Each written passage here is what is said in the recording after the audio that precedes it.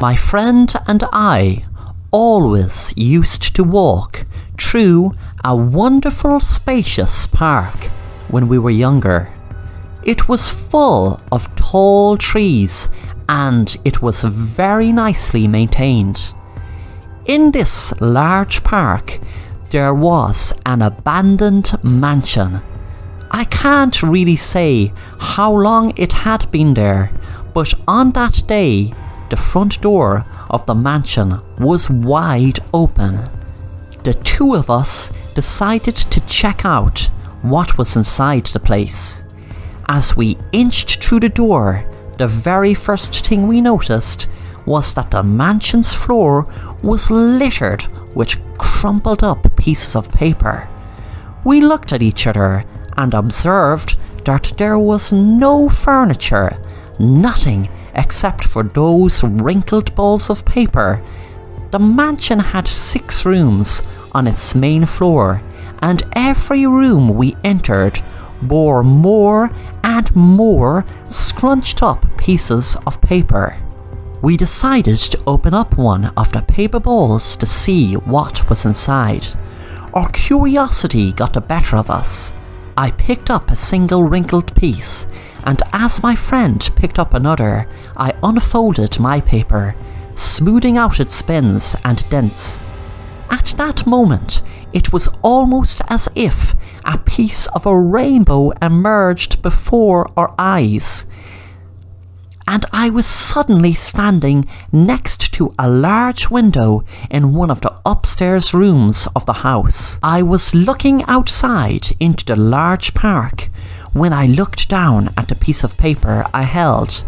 It read, "Look outside the large window that oversees the park in the upstairs parlour." I dropped the piece of paper and it fluttered gracefully to the ground. Meanwhile, I stared at my open hands in a bout of horror. Dazed and utterly perplexed, I found my way downstairs and met up with my friend. He was in the kitchen, sitting at a round table that hadn't been there before. Where did that come from? I wondered. My friend stared at his opened paper and reread the words several times before he looked at me and turned the page my way. It said, "Go to the kitchen and sit at the round table." We stared at each other for a few moments, vaguely afraid, but then we began to chuckle. Within seconds, we were laughing our heads off, marvelling at our newfound game. We could hardly believe what had happened, but being young as we were, the mystery was endlessly exciting. We decided again to open up another scrunched piece of paper. As we opened up the crumpled papers on the floor, we experienced the same sudden flash of rainbow colours. But this time I ended lying down in the field behind the mansion. When I peered onto the paper in my right hand, it read, "Lie down in the field behind the mansion." I giggled uncontrollably. After a few minutes of running around the house, I found my friend collecting multiple balls of paper in his arms, eager to experience more of these strange, exciting phenomena. We both got the gist of what was happening at this point.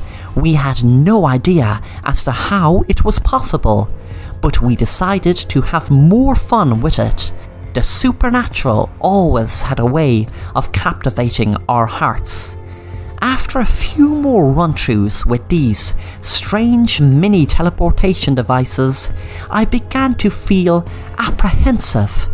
I wondered if at one point I would be placed somewhere I didn't want to be, or I'd be made to do something that I didn't enjoy. We continued though. Minute after minute we unfolded many papers and travelled through bedrooms, closets, trees, But then, after having been on the roof of the mansion, I stood before my friend, dead on the living room floor. I didn't scream. I couldn't murder him. I read on my crumpled page as I felt a surge of vomit and bile rising into my throat. Nothing came out, but the sickness in my throat spread to my stomach, my head, and my heart.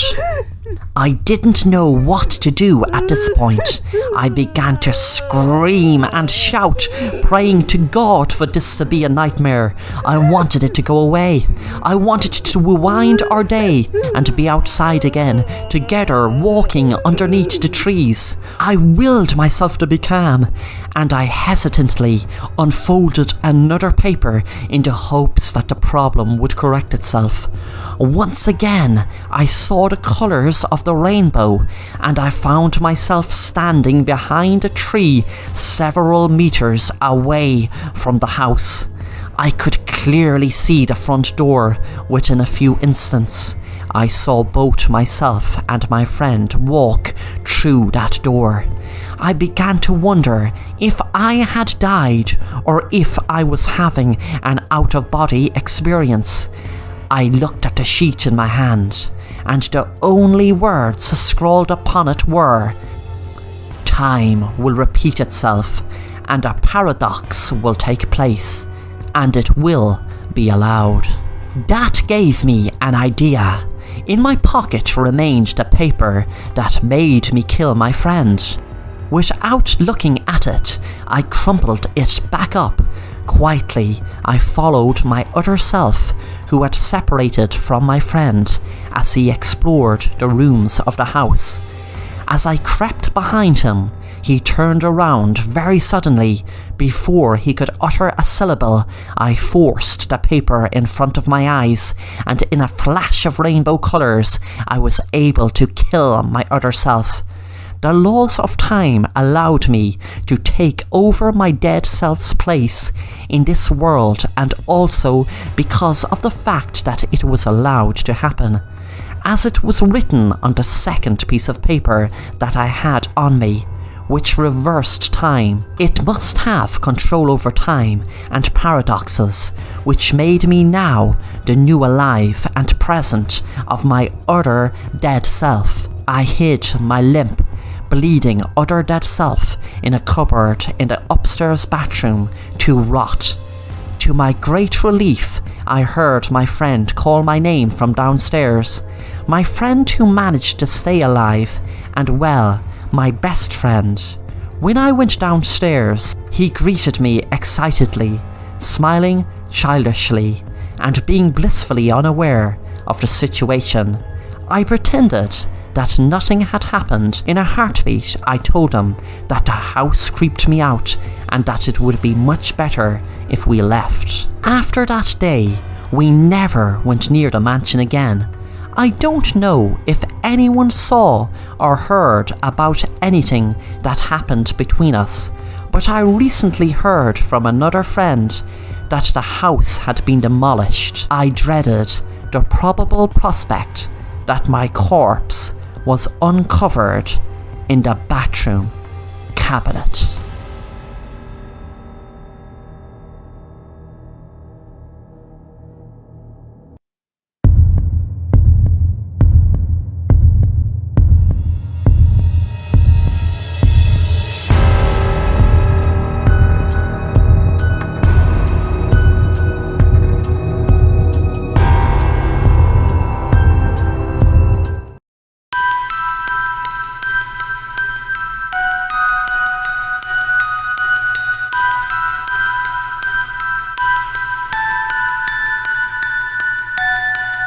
Pat was really happy that he got to buy a beautiful new house for half the money that you could get anywhere else.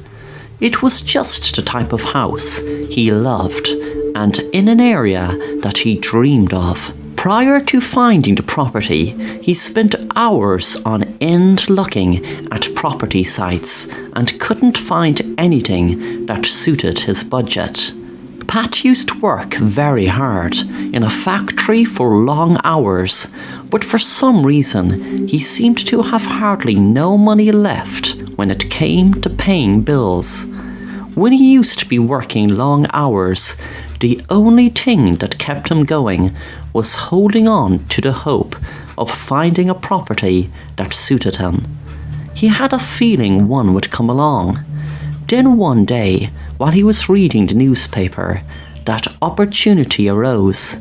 The next day he was speaking to the real estate agent outside the house. Everything he was telling him sounded perfect. Pat was feeling so lucky, he felt like he was dreaming. He couldn't believe it. There was actually even a swimming pool in the back of the house. He used to love on his downtime to relax by the pool. He hoped he would meet a nice lady and settle down with her and start a family. When Pat was in work these days, he felt a lot happier and much more energetic. He had finally secured the dream of having a property of his own, and one of his dreams. His workmates noticed the change in him.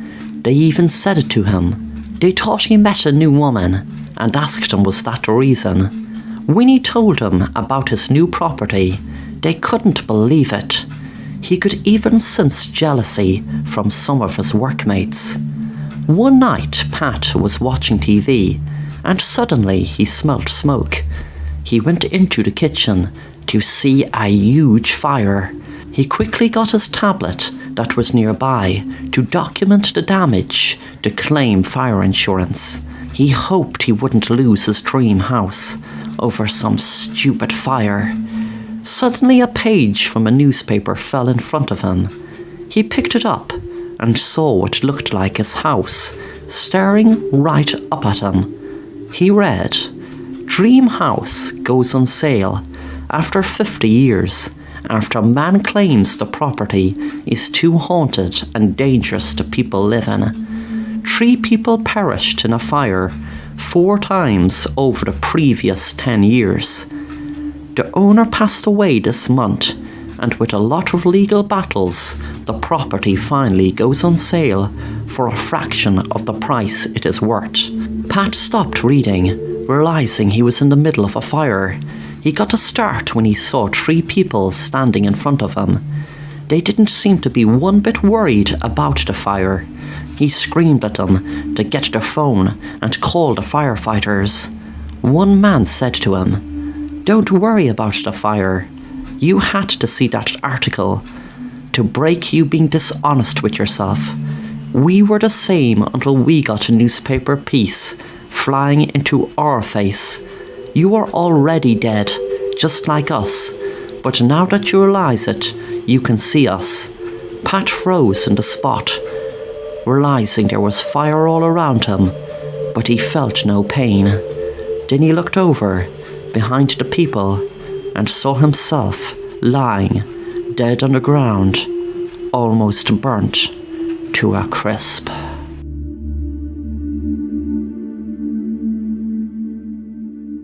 Thanks for watching The Assassin Rapper, and if you want to stay up to date on new content, then please subscribe and be sure to hit the bell to be notified on new content.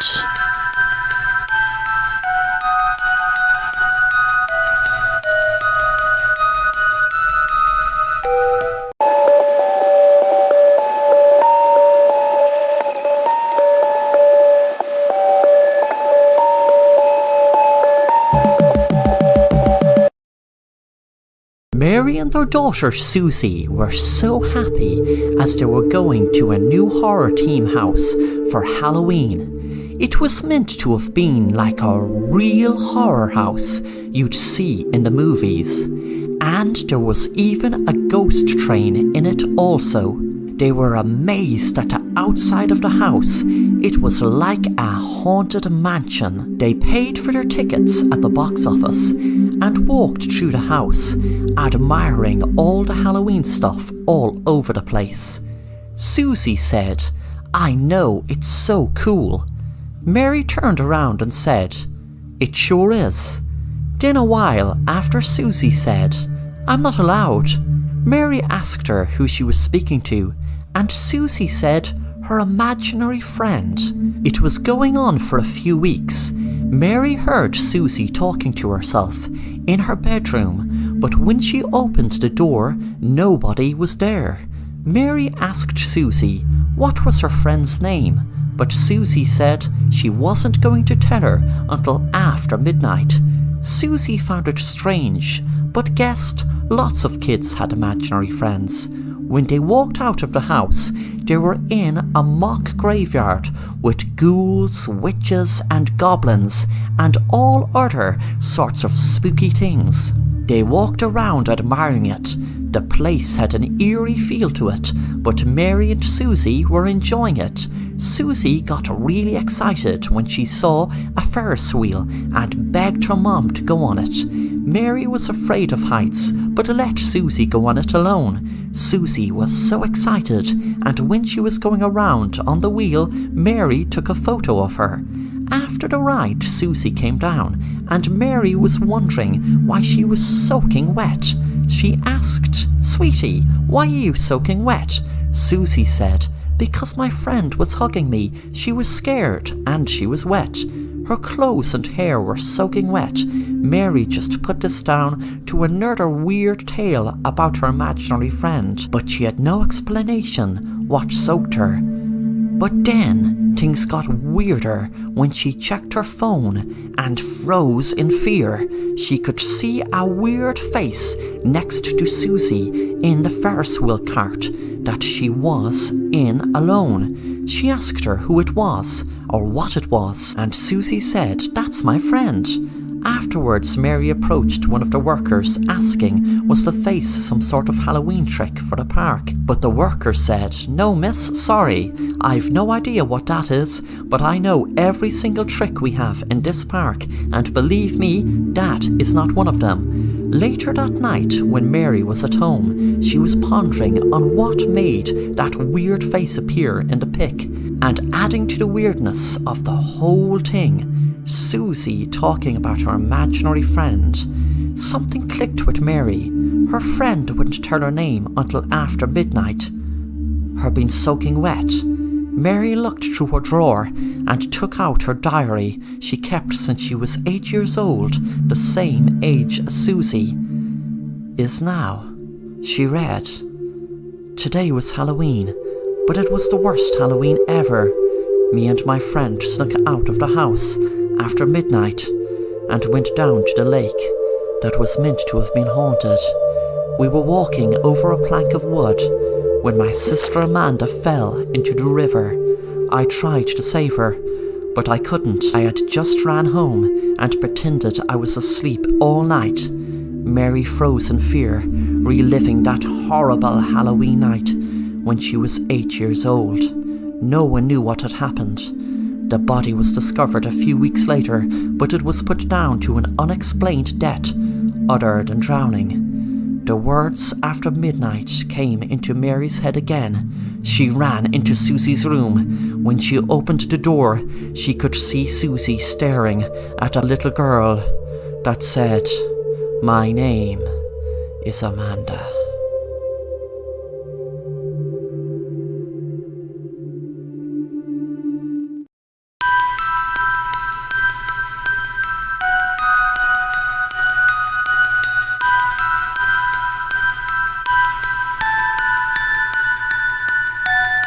Teresa was worried about her sister Judy. Judy was arrested several times in the last few months and recently was put on house arrest. She was pleased that her sister was at home and knew that all her friends were forbidden to call to see her. She knew that Judy hated being in the house the whole time, but also was happy that she wouldn't find herself get into any trouble by being able to go outside. Teresa was walking around her local park when she had noticed there was a trailer with a psychic in it. She wondered what a psychic would be like and knew she didn't believe in them, but she needed a distraction, so she went into the trailer. She hoped she was free to see her, and she was. A few minutes later, Teresa realised that the psychic had just confirmed she was a charlatan when she had been making no sense about her sister killing people today that were working in a restaurant. Teresa was smiling inwardly, knowing how could she kill anyone that works in a restaurant when she can't even go outside her door. Teresa tried to look as interested as she could, and she was actually enjoying the whole entertainment of it. The novelty value wore off fast when she had to pay the charlatan $20. She was cursing herself walking home, knowing she could have went to a great movie in the cinema and had a meal with her $20 that she spent on that damn charlatan. When Teresa got home, she noticed something looked wrong. Her door was open. She knew that her sister wouldn't have gone out. She hated prison and wouldn't risk that. As Teresa got nearer, she screamed as she saw 4 different delivery drivers dead just outside the door. Judy was standing inside the door in a daze. Thanks for watching The Assassin Rapper, and if you want to stay up to date on new content, then please subscribe and be sure to hit the bell to be notified on new content.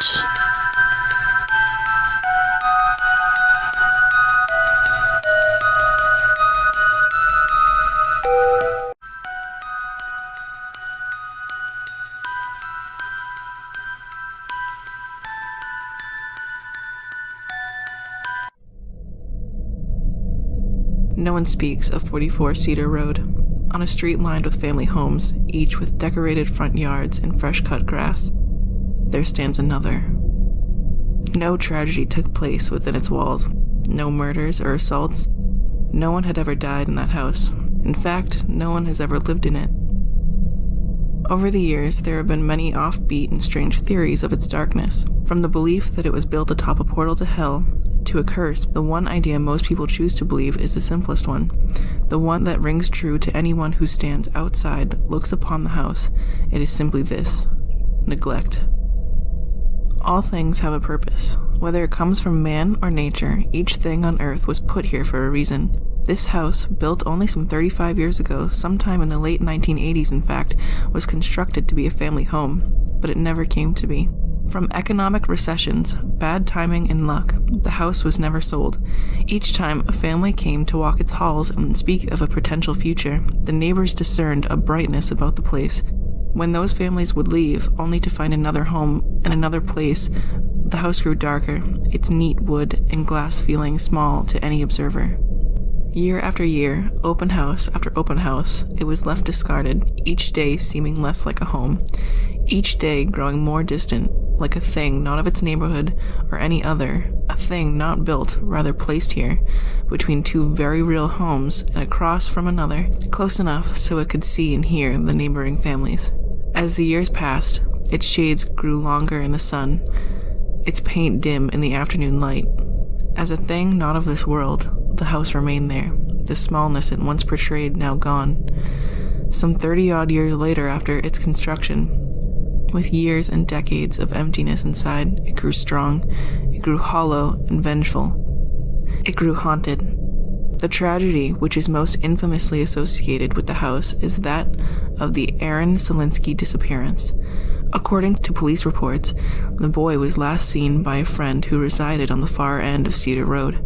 When Aaron left his friend's home, he would have had to walk past the house to reach his own home. His mother called the station after 2 hours of searching, believing her son to be simply out with other friends or riding his bike. Once it was determined the boy was truly missing, the search began, first in the fields and skate parks before moving to house canvassing. In the intervening hours, when Aaron's mother was still searching, a call came to the station. It was the man who lived beside 44 Cedar Road. He claimed to have heard screams coming from inside the house. What he did not tell police at the time is that he, his wife, and children were terrified of the screams. It sounded like someone was getting their limbs torn off, he said. They were agonizing screams, 2 officers responded. Author Simon Hedges, who worked on finding and exposing the strange phenomena, would later try to find the 2 men but had no luck. Both officers left the force after the incident. The police report was sparse, saying only that they entered the house and saw nothing out of the ordinary. After clearing it, the men left. When the officers were questioned further, as it became more apparent that the missing boy may have gone inside the house, the men denied having seen anything of import. Detective Ron Ford, who led the missing persons investigation, wrote in his notes that the officers showed signs of deception. He privately considered them suspects. It is likely that he would have pursued it, if not for the complete lack of evidence. He later wrote he did not believe they had anything to do with the disappearance, but knew more than they were saying. Nothing ever came of the investigation. From time to time, there would be an open house for buyers who knew nothing of the house. A young couple, typically newlyweds, would walk through its halls, examine the structure as the real estate agent tried to sell the unsellable. It would pretend to sleep. It would be dormant while they moved inside. Within 20 minutes, the house would spit them out, and all involved would be happy for the encounter to be over. But when only 1 or 2 people went inside, these were the times when stories would sprout. Urban legends spread like wildfire for months after one of these occurrences, such as that of the 2 officers, or most famously, the contractor. The contractor had been hired by the owner of the house to see if it was possible to turn it into dental offices. An out-of-town dentist had been searching locations, and this, he had told the owner, would work very well. The contractor did not survive his encounter. His statement was not taken by the police, but the doctor who treated him. The doctor posted the following on the message board a few weeks later after the contractor's death. May 3rd, 2017. What I am about to relay is not on my own experience, and therefore I cannot promise it is all true. All I can say is that the man who told it to me was on the verge of death and had no reason to lie. He had been a healthy man a week prior, and the autopsy the day following his death showed no signs of trauma to the brain. Here is what he said. He had entered the house on 44 Cedar Road early in the morning of April 16th to take measurements. He recalled feeling strange as he took photos of the house, as if he were intruding on someone's privacy. After an hour of work, he packed his equipment into the duffel bag and crossed the living room to the front door, which had not been locked. Upon opening the door, he became disoriented by what he saw. Instead of opening to the outside, the door revealed a stairway leading down. He closed the door and checked the windows. Outside the glass, he could see the people on the sidewalk. He tried the door again, thinking perhaps he was imagining what he saw. But the stairwell was there again. He tried the back door, finding the same steps. He tried the windows, opening and then banging, breaking, but there was no reaction from the glass, as if it were not glass at all, but rather an invisible film separating him from the rest of the world. After beating his hands raw on every surface that led to the outside, he told me that he sat in the bare living room and wept. When the tears stopped, he simply sat there. It was in this silence that he heard the water upstairs. Though the house had no running water since it had originally been built, someone had now turned the shower on the second floor. The contractor rose from his stupor, a hammer in hand, and climbed the steps. As he reached the landing, there came a humming from the bathroom, almost completely veiled by the rush of falling water. But it was there, hollow and awkward, as if not coming from human vocal cords, but a poor imitation. The doorway to the bathroom stood ajar, steam spilling out. The contractor, terrified and already in a state of near hysteria, raised the hammer as he pushed the door open. He stared off while telling me what he saw there, as if he could not understand, as if he wasn't sure it had been real at all. It was the shape of a person, he said, blurred behind the shower curtain. But the longer he stared, the more he realized it wasn't the plastic that made it hard to discern the person on the other side, because it was not a person at all. It too was a poor imitation of a human being. He turned back toward the staircase, but from below, another humanoid shape was walking up. The contractor ran down the hall and into the back bedroom. There was no furniture, and the closet had no door. He simply had no place to hide. Again, he tried the windows, but again, it was to no avail. It was from this view that he saw the neighboring home. The curtain on the windows obscured the people inside, making them look like nothing but shapes. He wondered then if this was what the house believed families to look like. The water in the hall cut out, and he could hear them there, mumbling, staggering. And soon they were searching. It didn't take long before the door opened and he was found. They were so happy, he told me, so happy when they found me. At this, he wept. He would not say more, only that when he found himself outside, he thought he had been in the house for weeks, but it had only been hours. Over the next few days, he deteriorated, body and mind, every day telling me something new. On his last day of living, he was not much more than a corpse. With his last breath, he told me this. They sang to me. Every night, they sang me to sleep.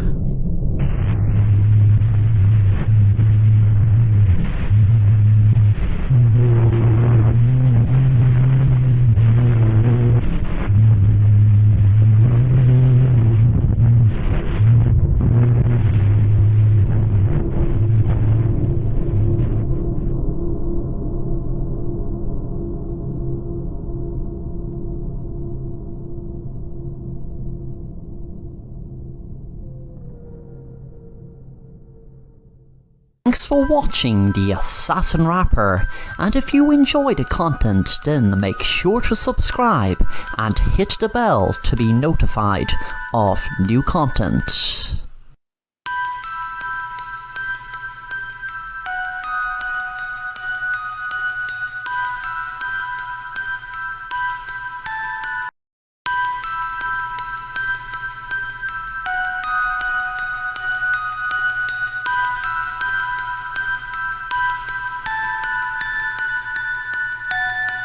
Sophie was watching the news when she thought she heard someone in her hall.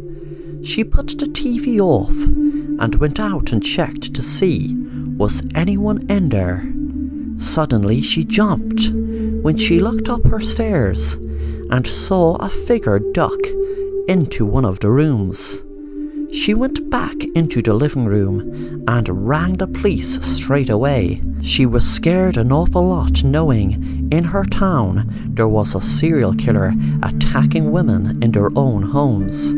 This week so far, there were 2 murders, and the police knew that there was a high probability it was the killer in her home, so they arrived fast. There was a knock on the door, and the policeman went in and looked around to see was the man still upstairs, but he had noticed a window open, and he must have jumped onto a tree near it and climbed down to make an escape.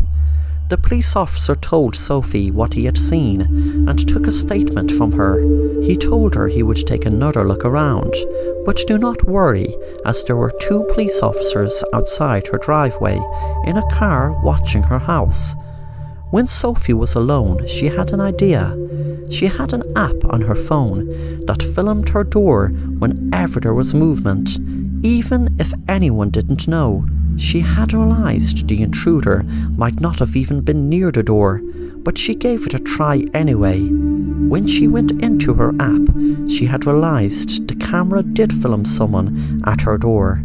She froze when she had realised there was a man at her door who was the exact same policeman who was in her house, looking around, except he had no police uniform on him. Suddenly she ran out to the 2 policemen in the car and had seen that both their throats were slit and one of them had their police jacket and hat taken from them. She heard a noise and turned around. When she turned around, she saw the man who was posing as a policeman. He smiled and said, "You should have checked your app before you let a stranger in your house." Then he lifted up his gun and shot Sophie in the head.